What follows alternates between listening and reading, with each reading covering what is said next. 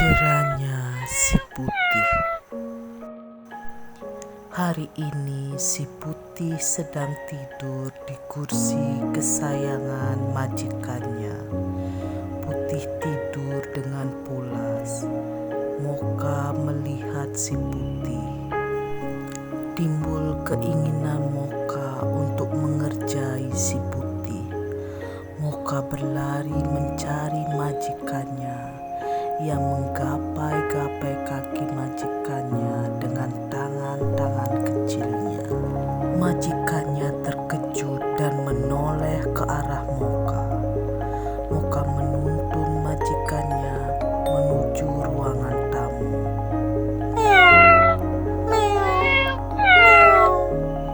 Lihatlah si putih.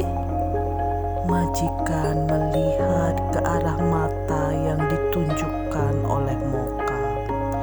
Majikan berkata dengan lembut, "Turun Putih, jangan tidur di sana." Putih tidak bangun juga. Ia sangat asik tidur. Majikan mendekati Putih lagi. Kali ini dengan suara yang sedikit lebih keras. "Bangun Putih, kukatakan turun dari kursi itu. Nanti kursi itu kotor." Putih tetap tidak menghiraukan perkataan majikannya. Ia tetap tidur. Majikan menjadi marah dan membentak si Putih. "Dasar kucing pemalas, kerjamu tidur saja. Aku akan menghukummu. Aku tidak akan memberikan makanan kesukaanmu. Kau akan makan makanan seperti teman-temanmu yang lain." Putih terkejut dan bangun dari tidurnya. Ia gelagapan dan takut. Ia menyadari telah tidur di kursi kesayangan majikannya. Putih segera turun dan berjalan ke ruangan belakang sambil berkata dalam hati, "Siapa yang mengadukan aku?" Putih sangat sedih. Ia terus mengeluarkan air matanya. Wajahnya melo, matanya sayu. Ia terus menangis dan menangis lagi. Ginger menghampiri Putih dan bertanya,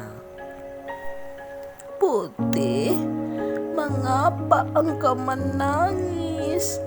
Apa yang membuatmu sampai kau bersedih? Apa yang terjadi?" Putih menceritakan pengalamannya dimarahi sama majikannya. "Segitu saja kau menangis? Aku tidak akan diberikan makanan kesukaanku," kata Putih menguatkan perkataannya. "Itu yang membuat aku menangis." "Putih, dasar kucing cengeng. Kau kan masih bisa makan makanan yang sama dengan kucing-kucing yang lain." Putih menangis tak henti-hentinya. Ia merasa hari ini adalah hari tersial untuknya. Ia terus mengeong dengan keras sampai kucing-kucing yang lain merasa terganggu. Tapi Putih tidak menghiraukan. Ia terus mengeong dengan keras. Kucing-kucing yang lain menjadi marah dan membentak si Putih. "Diam Putih, berhenti menangis.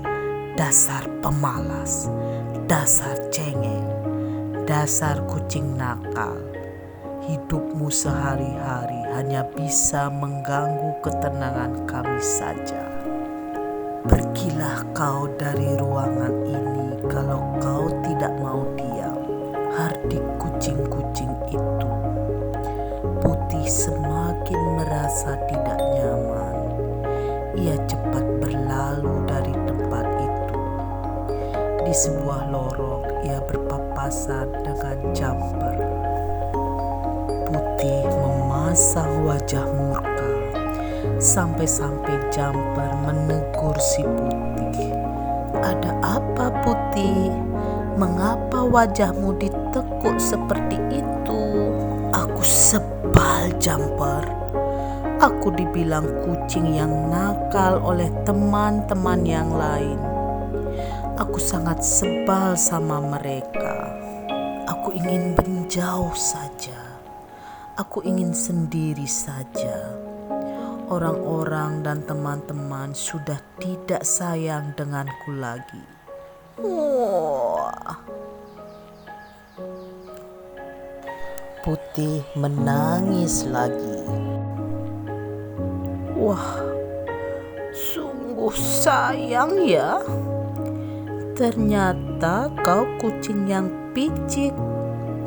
Tidak hanya pemalas, berisi cengeng, dan sekarang menjadi kucing yang sangat bandel dan nakal." Jumper mendesah, menyayangkan si Putih bertingkah seperti itu. Putih masih tidak enak hati. Ia meloncat ke atas meja yang berisi makanan yang dibungkus. Entah makanan apa, Putih tidak tahu. Ia mendekat ke arah makanan itu dan mulai mengendus-endusnya. Ia berpikir, "Kok tidak berbau ya? Makanan apa ini?" Kenakalannya sangatlah besar. Rasa ingin tahunya mengalahkan segalanya. Ia sudah tidak peduli dibilang kucing nakal, cengeng, dan malas. Di pikirannya hanya ada makanan yang ia lihat di atas meja. Ia terus memandangi makanan itu. Putih terus berjalan dan mulai bersiap-siap untuk memakannya. Tetapi ketika ia memakannya, Putih bersuara dengan keras, "Aduh, gigiku!" Ternyata yang dibungkus plastik di atas meja adalah beberapa batu hitam yang keras. Putih meringis kesakitan sambil mengumpat dirinya sendiri. "Dasar kucing bodoh. Aku sangat bodoh sampai tidak bisa membedakan antara makanan dan batu. Aduh, sekarang gigiku sangat sakit karena kebodohanku." Putih teringat saat ia menghasut teman-temannya. Mocha yang ia bilang kucing pemalas, Ginger Putih bilang kucing cengeng, Jumper kucing nakal, dan Pepper kucing yang sangat bodoh. Sekarang ia sendiri yang mengalami kejadian seperti itu. Putih jadi menyesal dan kapok dengan hasutannya pada keempat sekawan sahabatnya. Putih sangat-sangat menyesal dengan tingkah lakunya. Ia berjanji dalam hati akan memperbaiki tingkah lakunya dan berjanji tidak akan menghasut kucing-kucing yang ada di sana.